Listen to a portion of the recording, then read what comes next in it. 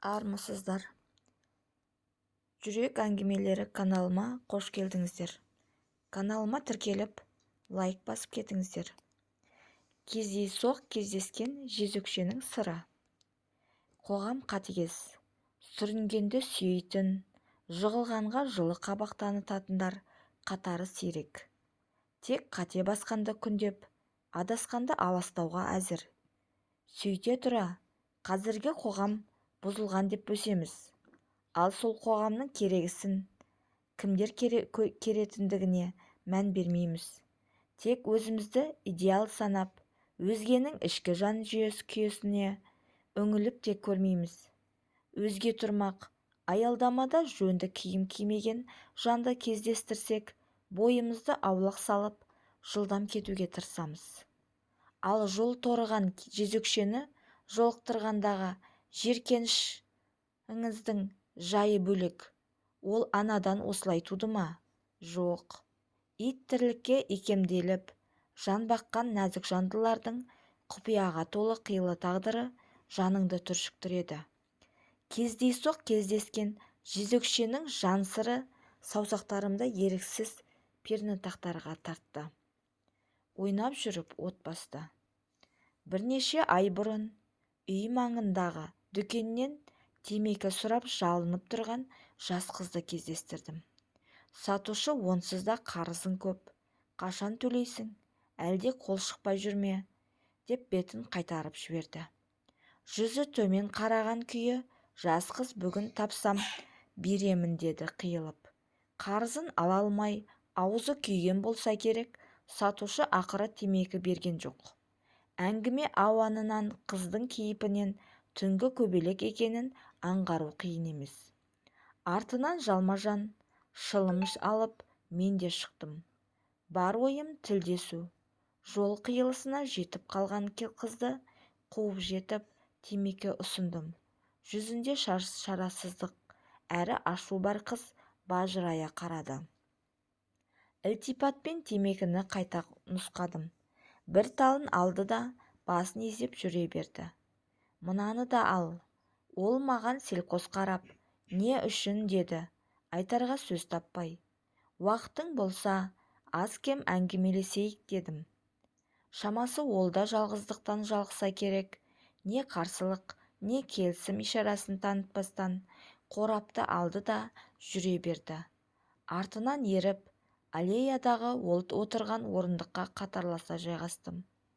Темекісін тұталып, құшырлана демін ішіне тартты да, будақтаған көк түтінді маңғаздана шығарып шылым ұсынды. Бас тарттым да, студентсің бе дедім. Үнсіз шылымын сорып алды да. Болғанмын, менен сізге не керек, деді төбеден ұрғандай. Мен өзімнің журналист екенімді айтып, біраз әңгіме дүкен құруды өтіндім. Орнынан атып тұрып, мені түсіріп тұрма деді. Сабырға шақырып, онымен кездейсоқ кездескеніме және газет тілшісі екендігіме сендірдім. Ол екі ұдай оймен орындыққа отырды. Әңгіме былай өрбіді. Қалаға 3 жыл бұрын келдім. Грант бұйырмаған соң, әке-шешем қатарынан қалмасын деп, осындағы бір оқу орнына түсірді. Кейіпкердің айтуымен оқу орнының аты көрсетілмеді. Алғашқыда жатақханада жаттым. Қалаға бой үйреткен соң, әй дейтін әже, қой дейтін қожа жоқ, сайрандауға көштік. Содан жатақхана тәртіптеріне мойынсынбай бірнеше қыз пәтер жалдап тұрдық. Күнде сыланып-сипанып, клубтан шықпайтын болдық. Сондай бір кеште Нұрланмен таныстым. Менен 4 жас үлкен жігіт, біраз есті көрініп көңілім кетті. Оған мен де ұнасам керек, кездесіп жүрдік. Қай кезде де оның дегенінен шықпай, айтқанын істеуге тырысатынмын. Ата-анамның ауылға қайт дегенін ескертместен, ананы мынаны сылтау етіп, жаңа жылды Нұрланмен қарсы алдым. Үйде қыздардың жоқтығын пайдаланып, екеуміз оңаша қалдық. Ол менен артық ешкімді сүймегендігін және сүймейтіндігін айтып, сұлу сөздерімен құшағына құлатты. Масайрап жатып не бүлдіргенімді де байқамаппын. Таңертең құшағында ояндым. Өкінерімді не кімге өкпелерімді білмедім. Ал ол болса өткен түннің ерекше болғанын айтып, мені ешқашан тастамайтындығына иландырды. Кейін бұл таныс қатынасқа етімде үйреніп кетті. Жігітімнің вахтадан келуін асыға күтетінмін. Бірнеше айдан соң аяғымның ауыр екендігін білдім. Сол сәтте сенген сүйіктім сырт айналды. Сендей шөп желкенің жүзін көргем, әлдекімнен тапқаныңды маған таңба деп кете барды. Еңіреп артынан ергеніме қарамастан тастап кетті. Кейін телефон номерінде ауыстырып бір жола жоғалды. Мен басыммен қайғы болып жүріп, оқуды да жайына қалдырдым. Құрбыларымның кеңесімен баланы алдырудан басқа амал таппадым. Әке-шешемнің оқуға деп берген қаржысын шемірікпестен түсік жасатуға жараттым. Жұрт оқуын аяқтап, елге қайтқанда анама жаз бойы жұмыс жасап, ақша табамын деп таныс қызбен қалада қалдым. Аңқау анам сеніп, ақылымнан айналды.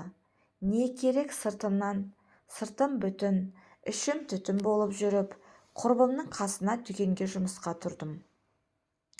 Жалақым аз, жұмысым көп, жүргізуші ағайдың менде ойы барын бұрын да сезетінмін.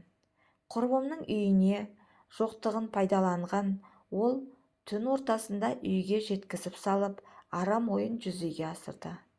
Еңіреп жатқан маған, несіне жылайсың, ақыңды төлеймін деп 5000 теңге тастап кетті. Кәсібім осылай басталды. Шофер ағай менің тұрақты клиентіме айналды. Жеңіл ақшаға дәнігіп алдым. Бұл әрекетімді Айман білген күні-ақ менен сыртта айналды. Далада қалдым. Ұятты әлде қашан жерлеген мені шофер қамқоршым бір жеңгетайдың қолына тапсырды.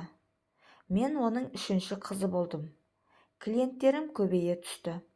Қыздардың ішінде жасы мен болғандықтан бір түнде бірнеше адамды қабылдайтынмын. Мол қаржыдан ауылға да салып тұрдым.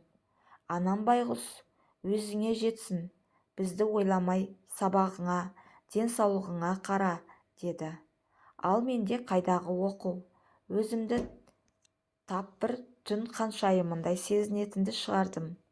Көкірегіме нан пісіп, жеңгетаймен тапқан пайдамды бөліскім келмей, жанжалдасып қалдым.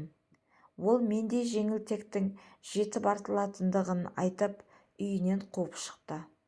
Енді міне, өмірден қанша таяқ жесе де сабақ алмаған бейшара, әр жерде бас сауғалап жүрмін деп көзіне жас алды. Өңменге тығылған өксіктің нендей өкініштен үйірілгенін білмей мен отырмын. Десе де пәк көңілді қыздың қала түлкісінің тұзағына түсіп, тағдырлы тәлтекке айналдырғандығына аянышпен қарадым. Біршама үнсіздіктен соң, енді осылай жүре бермексің бе, ауылыңа қайтып, жаңа өмір баста, дей бергенім сол еді.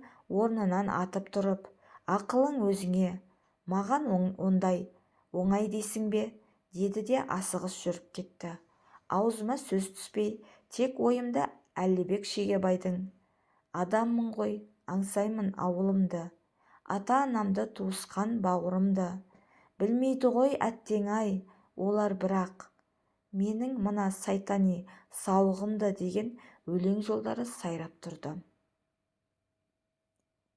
Әлі әлсін, сол маңнан әселді іздеймін, кездестірмедім. Мүмкін тұрақты мекен жайы жоқ, көкек өмір кешіп жүрген талдырмаш қыз қайта тамұққа түскен болар.